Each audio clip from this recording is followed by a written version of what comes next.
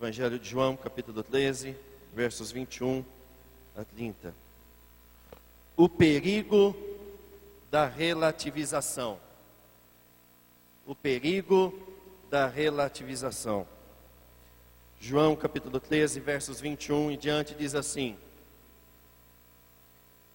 Tendo Jesus dito isso, perturbou-se em espírito e afirmou: em verdade vos digo que um de vós me trairá.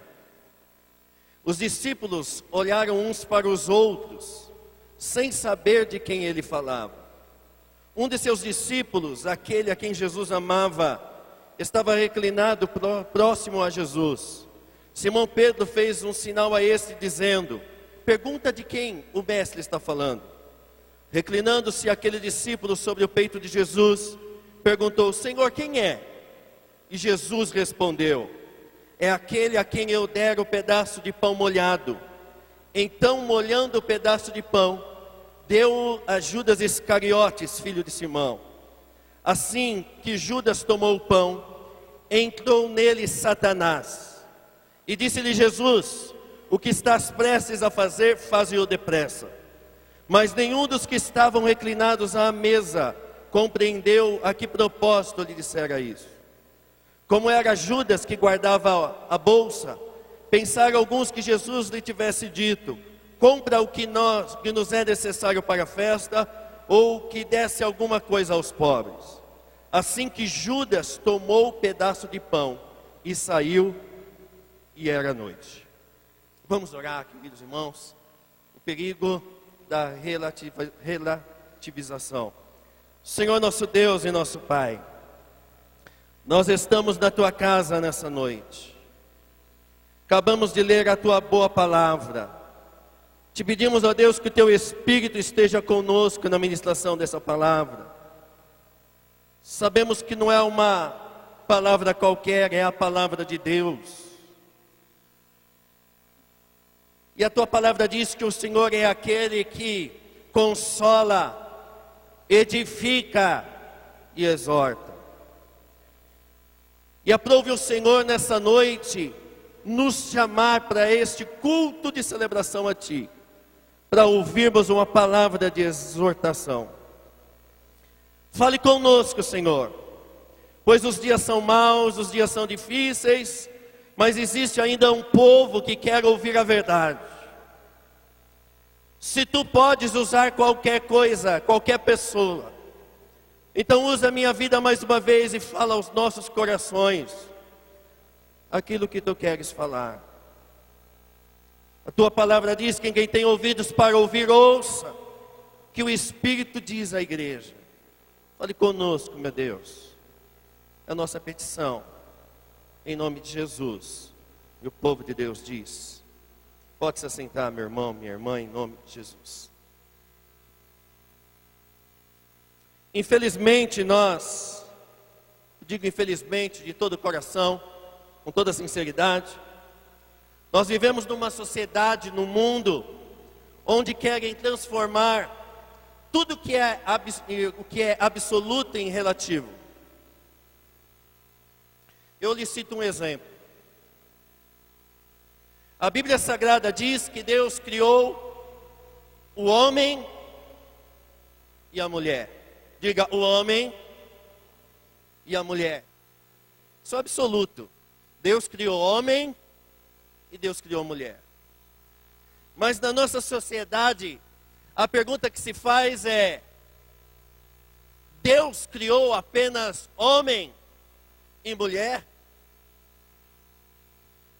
Haja visto que eu estou dizendo para os irmãos que hoje nós temos na Avenida Paulista uma passeata que tem milhões de pessoas lá levantando uma bandeira da relativização, colocando uma interrogação onde Deus colocou uma exclamação.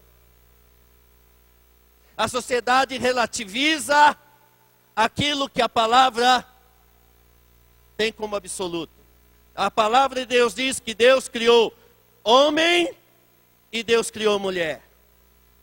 O que passar disso é de procedência maligna, carnal, humana. Ora, o que vem a ser relativizar os absolutos é a tentativa do homem por uma interrogação naquilo em que Deus pôs uma exclamação.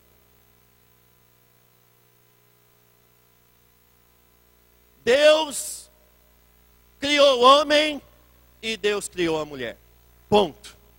Diga para o teu irmão, ponto. O que passar disso diz respeito à filosofia diabólica e humana. Uma outra verdade, um outro exemplo. A Bíblia diz que Deus criou a mulher para se casar com o homem. E o casamento nasceu no coração do homem. Nasceu no coração de Deus.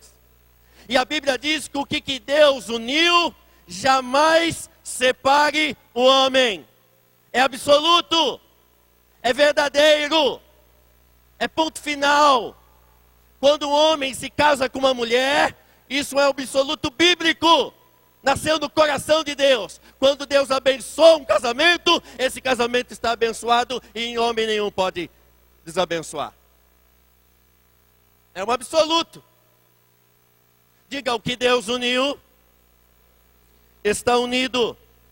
O que Deus uniu, o homem não pode separar. Você pode dizer aleluia por isso? Porque casamento é ideia de Deus, é projeto de Deus. Uma outra verdade bíblica. A Bíblia diz que nenhuma condenação há para aqueles que estão em Cristo Jesus. Você pode dizer amém por isso? Diga, nenhuma condenação há para aqueles que estão em Cristo Jesus. É uma verdade. Se você está em Jesus, a Bíblia diz que os teus pecados são perdoados e Deus lança os teus e os meus pecados no mar do esquecimento e ponto. O diabo não tem mais autoridade para trazer o nosso passado à tona, porque o diabo é perito em relativizar os absolutos de Deus. Quando Deus diz que os teus e os meus pecados são perdoados, isso é absoluto. Isso é uma verdade, e é uma verdade irrevogável, para o louvor e a glória do nome de Jesus. Diga para o teu irmão, você é perdoado pelo poder do nome de Jesus. Mas pastor Anderson, você não sabe o que eu fiz. Você quer que eu seja sincero? E não quero nem saber. Porque o que você fez no passado, a partir do momento que você se abriu para Jesus, Jesus derramou o sangue dele sobre você. Mas o diabo, nosso adversário, Satanás, o adversário das nossas almas, ele quer colocar uma interrogação naquilo que Deus pôs uma exclamação. Deus te perdoou, Deus apagou as tuas transgressões, Deus limpou-te das iniquidades. O diabo não pode mais te condenar, porque o sangue de Jesus tem poder na tua vida, meu irmão. Você é livre, você é liberto, você não precisa mais viver debaixo do jugo condenatório, acusatório de Satanás. Por quê? Porque Jesus colocou uma exclamação: o meu sangue está sobre ti. Diga para dois irmãos: irmãos, nós somos livres, o sangue de Jesus nos purificou de todo pecado.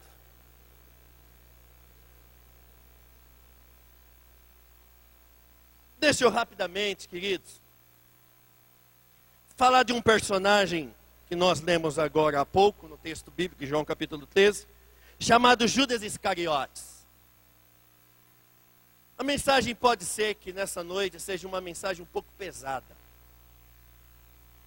Mas eu vou compartilhar tudo aquilo que Deus compartilhou no meu coração para compartilhar com a igreja. Judas Iscariotes, apesar de ser um discípulo de Jesus, diga discípulo de Jesus. Judas Iscariotes, apesar de pertencer à igreja de Jesus, diga pertencer à igreja de Jesus. Judas Iscariotes, apesar de ser escolhido para ser o tesoureiro de Jesus, diga tesoureiro de Jesus. Judas Iscariotes, apesar de ser escolhido para andar com Jesus, diga, andar com Jesus, viveu esta relativização dos absolutos e perdeu no final da sua carreira o que ele tinha de mais importante, a sua alma. Pergunta para o teu irmão, como vai a sua alma? Diga para ele, cuidado com a relativização. Vou me enroscar aqui, mas nós vamos sair com a palavra de Deus. Judas Iscariotes, apesar de ser discípulo, seguidor de Jesus, ser escolhido por Jesus, de ser tesoureiro de Jesus, de ser íntimo de Jesus, viveu essa relativização dos absolutos e no fim da sua vida, ele perdeu a sua alma mesmo tendo andado com Jesus. Alguns alertas de Deus para os discípulos de Jesus aqui nessa noite, que participarão da Santa Ceia do Senhor. Primeiro alerta: não ande relativizando os atributos invisíveis de Deus.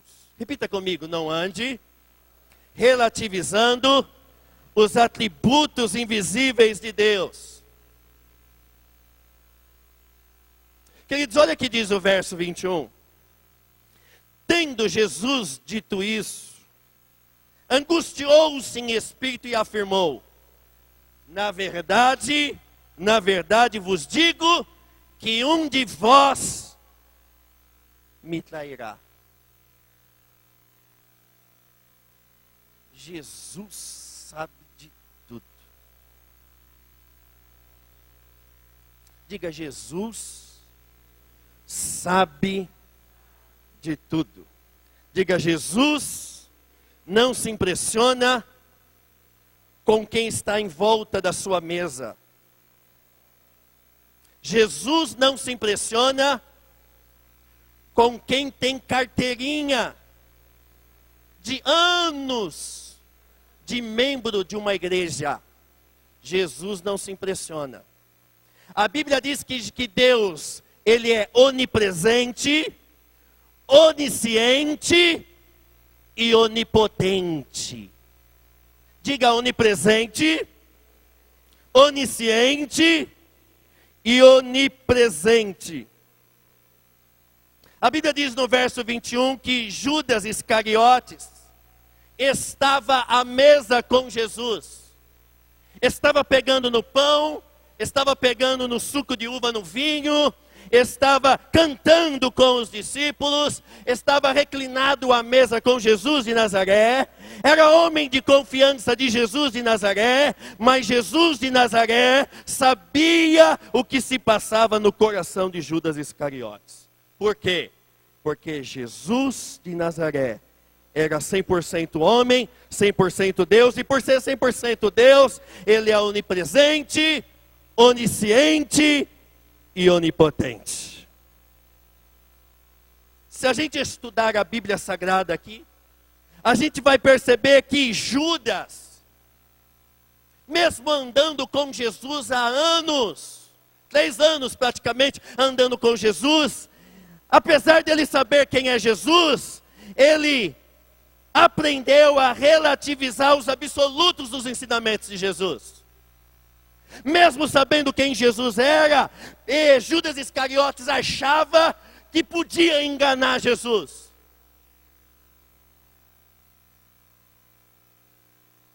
Você já conheceu alguém que peca escondido, que faz as coisas, que mete a mão naquilo que não é dele, que fala mal dos outros, que se levanta contra o próximo e acha que o fato dele vir à igreja a todos os cultos, ele acha que está conseguindo dar um chapéu em Jesus. Ele acha que aquilo que ele fala dentro das quatro paredes do seu quarto, acerca do pastor Rogério, do pastor Anderson, do presbítero Celso, do irmão da igreja, do Platão. Essa pessoa acha que dentro das suas quatro paredes, das suas tramas, ele está conseguindo enganar até Jesus. Deus nos trouxe aqui nesta Santa Ceia para dizer: eu quero um concerto com a minha igreja. Deus é onipresente, Deus é onipotente e Deus é onisciente. O que você pensou nessa manhã, o que você projetou no teu coração, pensou acerca de, Deus viu tudo e nada passou desapercebido diante dos olhos do nosso Deus Todo-Poderoso. Portanto, ao participarmos da Santa Ceia do Senhor, não podemos relativizar aquilo que Deus colocou como absoluto. Deus é onipresente, Deus é onisciente e Deus é onipotente, e Ele chama a sua igreja a viver de forma santa na sua doce e poderosa presença.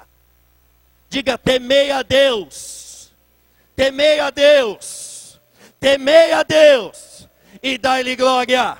Diga: temei a Deus e dai-lhe glória. Eu vim aqui revestido da autoridade do nome de Jesus para dizer para alguns que estão aqui nessa noite: Deus está dizendo: chega. Deus está dizendo: chega. Deus é gracioso, mas Ele também é justiça. Deus é gracioso, mas Ele é justiça. E o tempo da justiça de Deus é chegado. Deus está dizendo: chega, basta. Chega de viver duplicidade, uma coisa na igreja e outra coisa no trabalho. Chega, chega de ser bom marido, boa esposa aqui na igreja para pastor ver e viver maltratando um ao outro dentro das quatro paredes. Deus está dizendo: chega, chega e chega.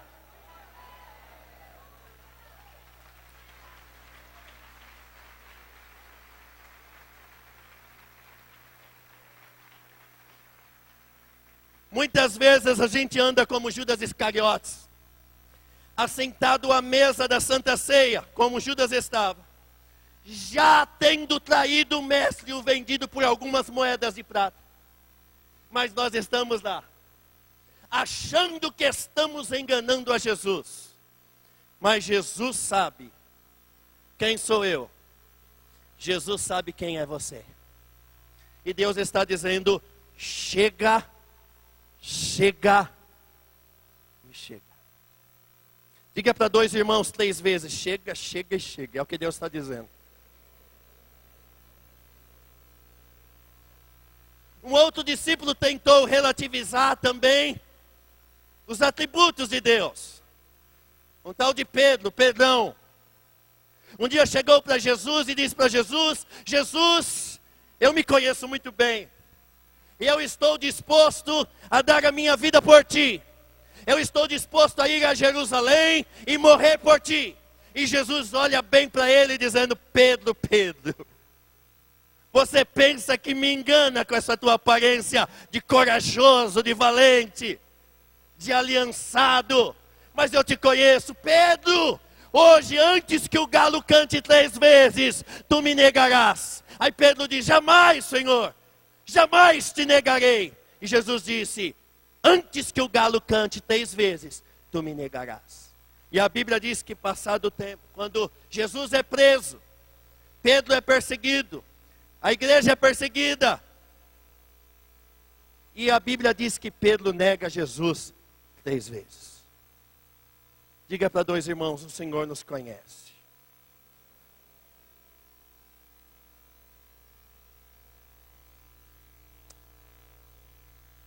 Que tristeza quando a gente olha para a vida de Judas Iscariotes, uma pessoa que esteve tão perto de Jesus, que ouviu todos os ensinamentos de Jesus, que comeu do pão e bebeu do vinho com Jesus, que participou da última Santa Ceia com Jesus, mas perdeu a sua alma porque achou que, pelo fato de andar com Jesus, ele conseguiria enganar Jesus. Diga: ninguém. Ninguém. Por mais inteligente que seja, por mais inteligente que seja, consegue enganar a Jesus de Nazaré. Oh, irmãos, isso me faz andar em temor e tremor na presença de Deus. Por isso eu convido você nessa noite a participar da Santa Ceia do Senhor, mas não só rasgar elogios a Deus com palavras, mas rasgar o teu coração na presença dEle, reconhecendo que sem Ele você nada é, que sem Ele nós nada podemos, que nós somos o que somos pela graça dEle, que agradecemos a Ele pelo perdão que nos alcança e pedimos força para Ele, para continuarmos sendo fiéis. Quem está em pé, cuide para que não caia. Diga: quem está em pé, cuide para que não caia. Quantas vezes agimos como se Deus não estivesse presente, Ele estando presente? Quantas vezes agimos pensando que Deus não está vendo, mas Ele está vendo tudo?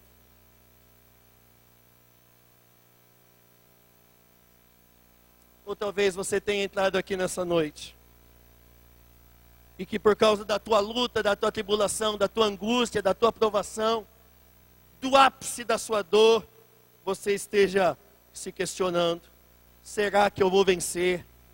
Será que eu vou ser mais do que vencedor?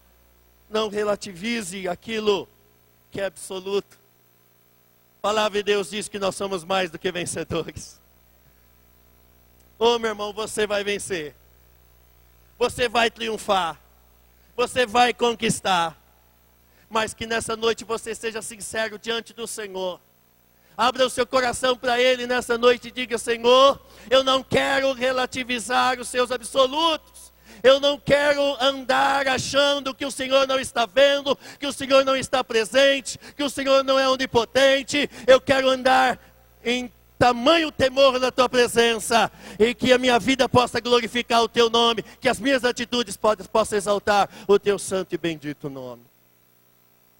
Mas uma segunda verdade que você tem que guardar no seu coração, que nós temos que guardar no nosso coração nessa noite: a relativização sempre nos faz olhar mais para os erros dos outros do que para o nosso erro.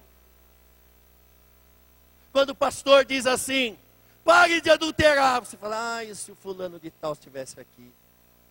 Meu Deus, eu espero que o ciclano esteja ouvindo. É para ele essa palavra certinho. Olha o que diz o verso 21 e 22, meu irmão, minha irmã. A relativização sempre nos faz olhar mais para os erros dos outros do que para os nossos. Olha o que diz o verso 21 e 22. Tendo Jesus dito isto, perturbou-se em espírito e afirmou: em verdade, um de vós me trairá. Então os discípulos, crentalhada, viu, irmãos? Isso é coisa de crente, mal convertido.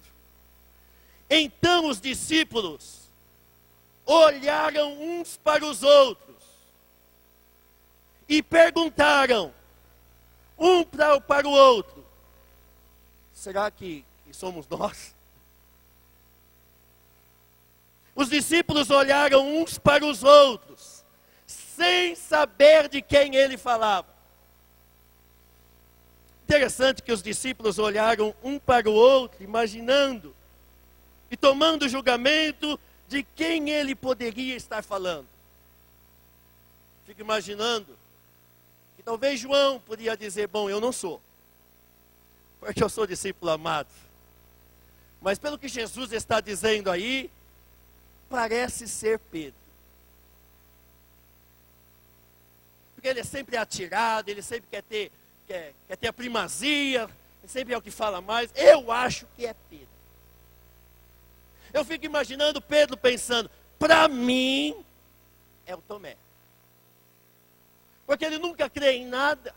Então eu tenho certeza absoluta que de quem Jesus está falando aí, pelo meu julgamento, é o Tomé. Fico imaginando Tomé pensando com ele: bom, eu não acredito em nada do que ele está falando. Mas vamos supor que alguém aqui esteja traindo. Esse alguém só pode ser Judas Iscariotes. A Bíblia diz que um olhava para o outro, mas nenhum olhava para si. Relativizar os absolutos de Deus é, ao invés da gente examinar nós mesmos, quando a palavra é liberada, nós começamos a examinar quem poderia ser.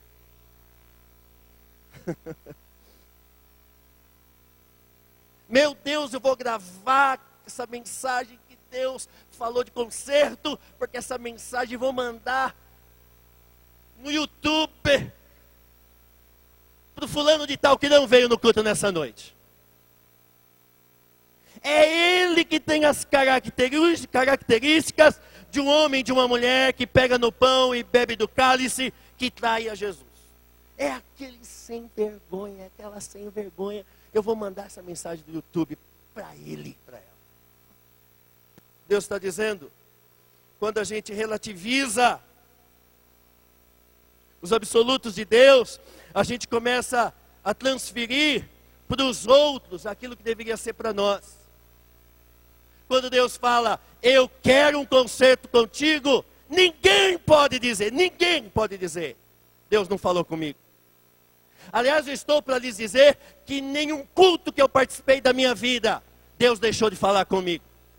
Seja através do testemunho de uma criança, seja através de um louvor entoado, em todo momento Deus fala conosco. Deus fala conosco de diversas formas e diversas maneiras.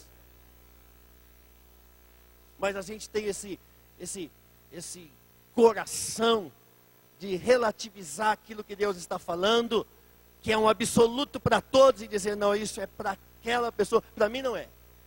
Porque eu jamais trairei a Jesus de Nazaré. Paulo, escrevendo aos Coríntios, falando sobre a Santa Ceia, ele diz, examine-se o homem a si mesmo. Diga para o teu irmão, o negócio é comigo. Diga, a palavra de Deus está falando comigo. Diga para ele, irmão, é eu que preciso me consertar.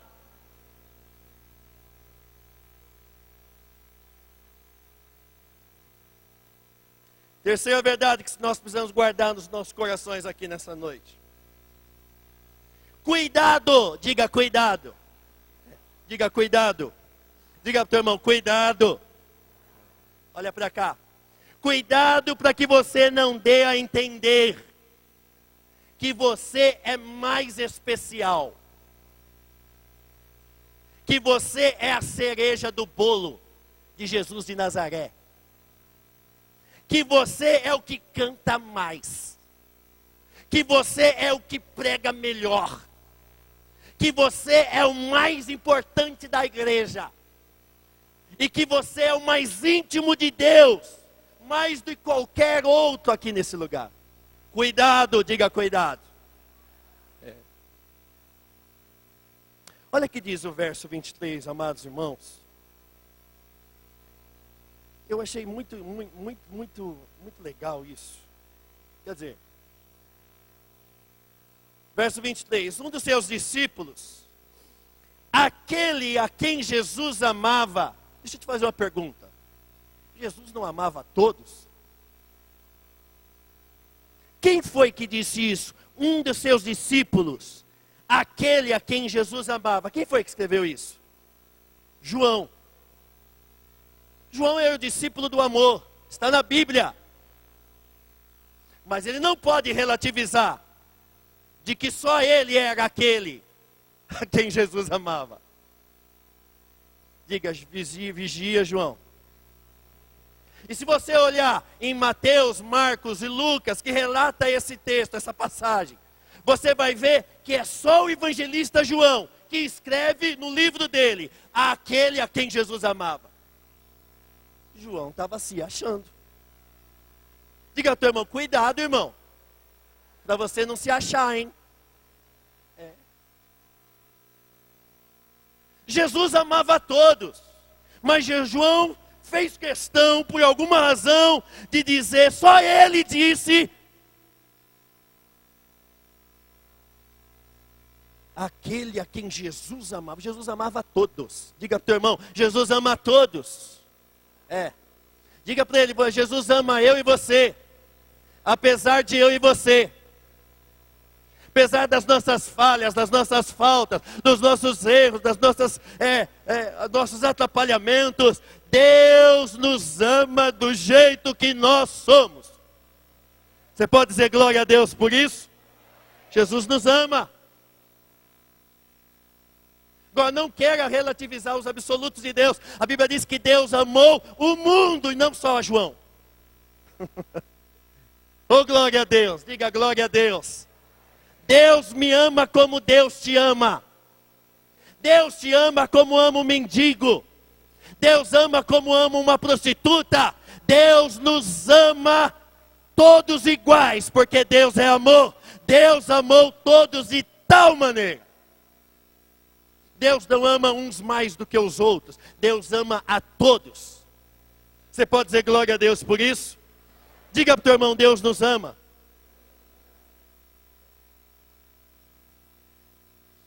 Mas a quarta verdade que você tem que guardar no teu coração nessa noite de Santa Ceia. Quando sabemos quem é Jesus, mas andamos relativizando os seus atributos, podemos nos tornar cínicos. Você acredita que tem crente cínico? Nossa, tem irmãos que falaram, glória, é verdade. Calma, irmão, calma. Diga ao teu irmão, você sabia que existe crente cínico? É interessante, abra comigo por favor em Mateus, já estou terminando. Capítulo 26. Mateus 26.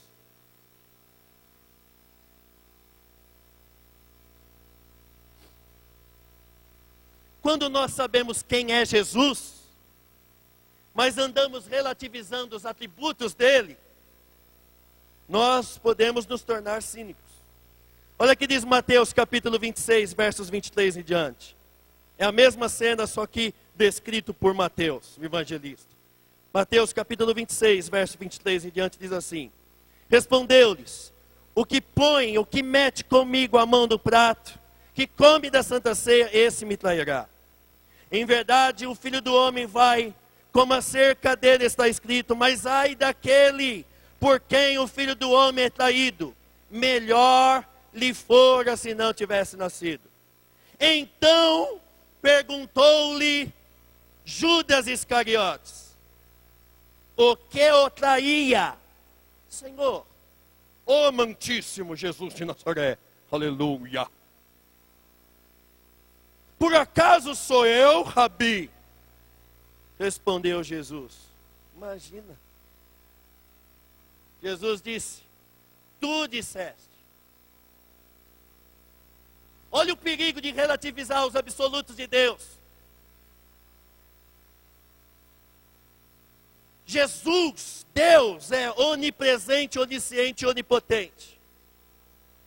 Judas sabia quem era Jesus, mas ele andava como se não soubesse quem era Jesus e quais eram as características dos atributos de Deus.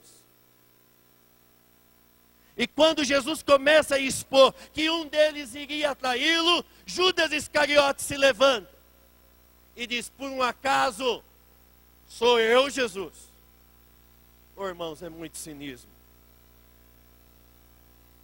Quando Deus começa a falar, chega de adultério. E o indivíduo, a mulher e o homem estão adulterando. E esse mesmo homem pergunta, será que sou eu? Ou o homem que, casado, espanca a sua mulher, e Deus fala na palavra que eu vou tratar contigo, eu vou trazer o meu juízo sobre ti. E esse homem pergunta, será que Deus está falando comigo porque eu meti a mão na minha mulher ontem? Será que é para mim mesmo, Jesus? Porque eu bati e assim que bati, pedi perdão, Senhor. Será que o Senhor está falando comigo? Deus está falando, eu te perdoei, mas para de bater na tua mulher.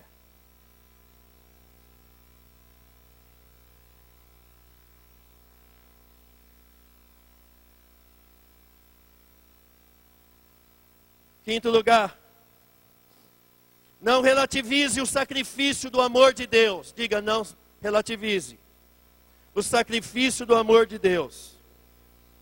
Isso, não relativize o sacrifício do amor de Jesus por você, meu irmão. Por mim, meu irmão. Absolutizando a sua vontade própria. Você pode estar fazendo a vontade do diabo, com o pão na mão e com o vinho na mão. Tem gente que não valoriza o sacrifício de Jesus, e come do pão e bebe do pão, cometendo o pecado sem abandonar o pecado. Deus está dizendo, cuidado. Olha o que diz os versos 26 em diante.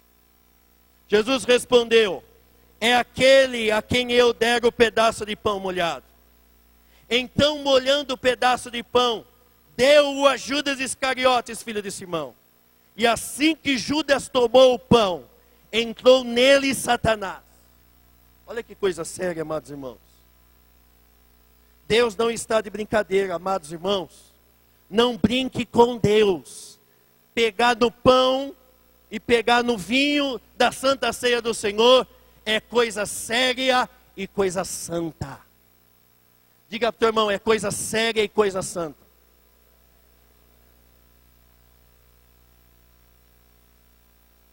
Sexto lugar, penúltimo lugar, a intimidade do Senhor não é para quem relativiza, e sim para aquele que absolutiza. Eu vou explicar. Olha o que diz o verso 25. Reclinando-se aquele discípulo sobre o peito de Jesus, perguntou, Senhor, quem é? Olha para cá, meu irmão, já vou terminar, meu irmão, minha irmã.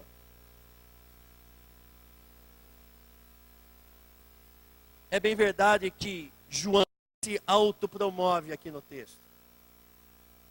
Mas é bem verdade também que João não fica relativizando os absolutos de Deus.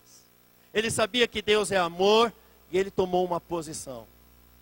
Ele reclinou a sua cabeça no peito de Jesus. E quem reclina a sua cabeça no peito de Jesus e não relativiza o amor absoluto de Deus, experimenta da intimidade do Senhor. Quantas vezes Deus toma os vasos, Deus toma os profetas, Deus toma pessoas e começa a sapatear no espírito e a gente começa a relativizar aquele mover. É absoluto o mover de Deus sobre aquela vida, mas a gente começa a relativizar. E a gente nunca sente o que aquela pessoa sente, porque a gente sempre está relativizando o absoluto de Deus que aquela pessoa está sentindo. A pessoa é tocada por Deus e começa a chorar, a gente diz, é chorão. É um descompensado emocionalmente. Basta Deus falar qualquer coisa, ele começa a chorar. Ele está sentindo o amor de Deus, meu irmão. Ele está sentindo a graça de Deus, minha irmã. Deixa ele sentir o que você não sente, porque você relativiza aquilo que é absoluto para a vida dele.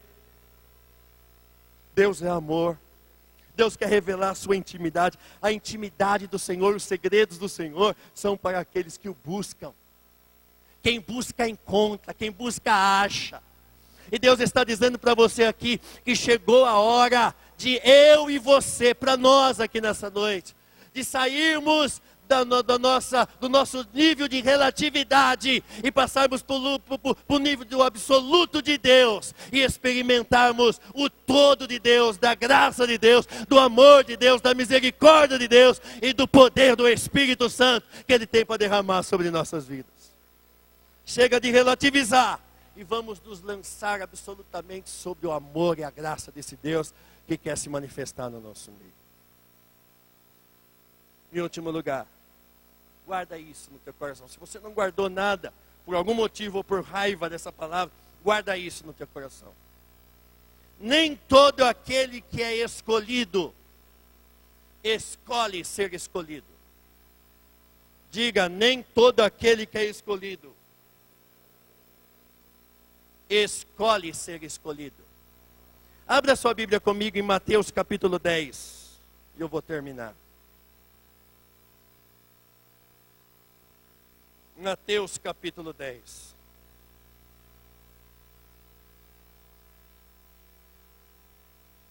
deixa eu te fazer uma pergunta, meu irmão. Judas Iscariotes foi escolhido por Deus? Foi. Diga ao teu irmão, foi. Diga para ele, não tenha dúvida não, foi. Pedro foi escolhido por Deus? Foi. Tomé foi escolhido por Deus? Foi. Foi. Você foi escolhido por Deus?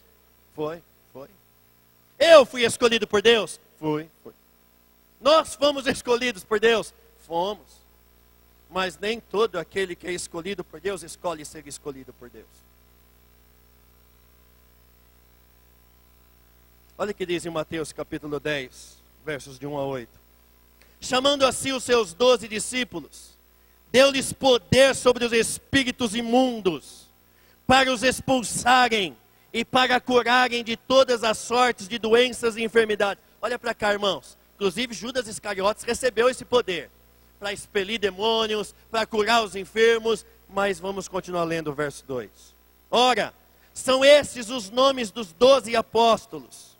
O primeiro, Simão chamado Pedro, e André seu irmão, Tiago filho de Zebedeu, e João seu irmão, Filipe e Bartolomeu, Tomé e Mateus, cobrador de impostos, Tiago filho de Alfeu e Tadeu, Simão os Zelotes, e Judas Iscariotes, aquele que o traiu.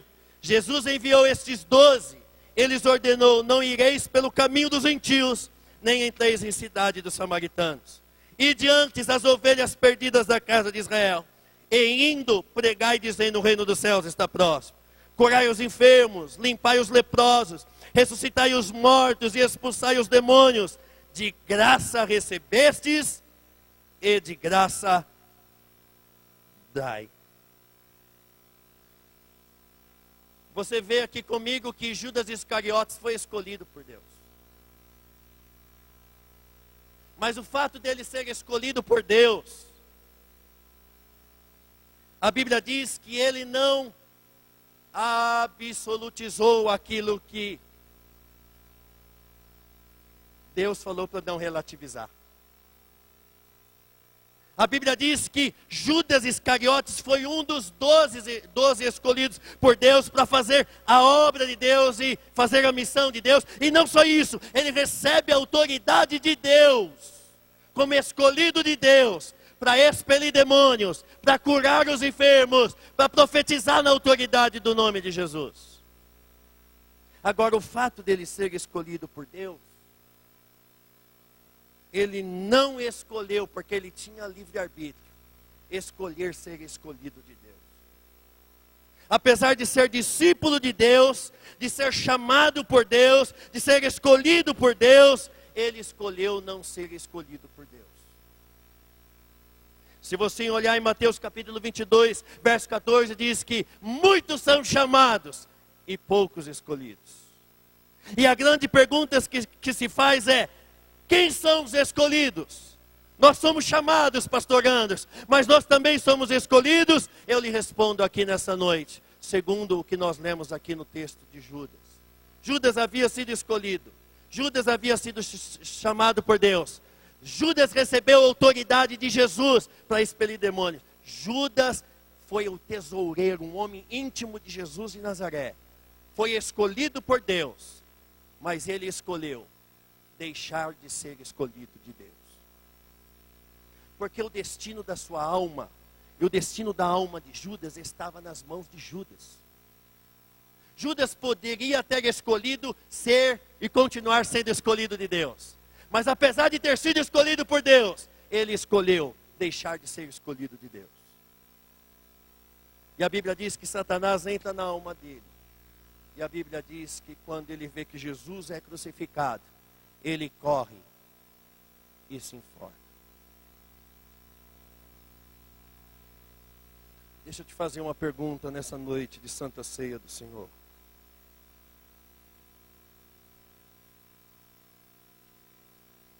Como está o seu coração? Como está a sua alma? Será que nós não estamos percebendo que os dias são maus? Que os dias são difíceis? Quantas papagaiadas a gente está vendo nos arraiais das igrejas e dos templos evangélicos? Quantas coisas erradas, quanta prostituição no meio da igreja, quanto adultério no seio da igreja, e as pessoas estão dizendo, isso não tem problema, a graça vai te alcançar, continue com a sua amante e a graça vai te alcançar. Deus está dizendo, abandone a sua amante. Deus está dizendo isso, abandone a sua amante, abandone o seu pecado, abandone a sua mentira, antes que Satanás entre no teu coração. Porque hoje nós temos que escolher a quem nós vamos servir. Se é participar da Santa Ceia e estar com o coração em absoluto com as verdades do Evangelho daquele que está dirigindo a Santa Ceia, que é Jesus de Nazaré, ou nós vamos continuar relativizando as verdades absolutas e pensando que nós vamos enganando a Jesus até o último dia, até que a trombeta soe. Hoje é noite de posicionamento. Hoje é noite de você abandonar o pecado. Hoje é noite de você renunciar à velha vida. Porque Jesus está aqui para entrar na tua vida, te perdoar e te levantar e te usar com poder e autoridade. Mas se você não abandonar a tua prática, Deus está dizendo 3 coisas. Chega, chega, chega. Diga comigo, chega, chega, chega. Isso que Deus mandou dizer para a igreja evangélica Canaã nessa noite. Não vou mais permitir bagunça no meio da igreja. Deus está dizendo isso. Porque a igreja, antes de ser do pastor Rogério, ela é de Jesus de Nazaré. Foi Jesus quem disse, eu edificarei a minha igreja. E a minha igreja de Jesus de Nazaré, ela é santa, ela é pura, ela participa da Santa Ceia, ela pega o pão molhado no sangue, que simboliza o sacrifício de Jesus, e não zomba desse sacrifício, mas vive uma vida absolutamente voltada para uma vida de santidade, regrada na palavra de Deus. Portanto, meu irmão e minha irmã, nessa noite, antes de comer do pão e beber do cálice, examine-se a si mesmo. E então, coma do pão e beba do cálice. Que Deus nos ajude, que Deus nos dê graça, porque a palavra de Deus nessa noite é esta. Chega, chega e chega.